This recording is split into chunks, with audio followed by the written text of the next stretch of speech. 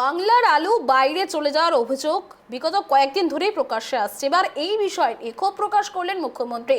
আমাকে না জানিয়ে কেন বাংলার আলু বাইরে যাচ্ছে, প্রশ্ন মুখ্যমন্ত্রীর। দেখুন, দাম বেড়েছে বলে আমাকেও দাম বাড়াতে হবে, তার কোনো মানে নেই।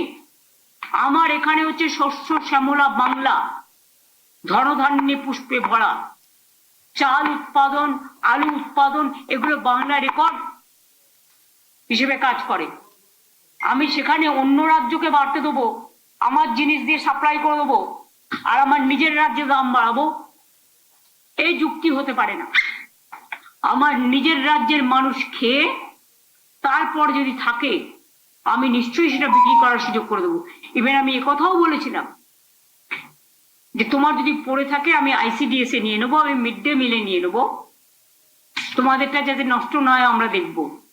নতুন আলু উঠতে উঠতে জানুয়ারির লাস্ট উইক বা ফেব্রুয়ারি ফার্স্ট উইক ছাড়া হবে না। সবটাই যদি আপনারা ছেড়ে দেন শুধু বাইরে বিজনেস করবার জন্য, বর্ডার দিয়ে এগুলো যাচ্ছে, আবার কন্ট্রোল করো।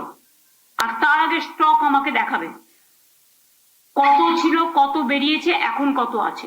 কারণ আমি তো রেখে দিতে বলেছিলাম আপ টু জানুয়ারি আমাদের স্টকটা, শুধু বীজের জন্য আলু যেটা লাগে সেটুকু রেখে। তো কেন এটা হলো না এবং আমাকে কেন জানানো হলো না?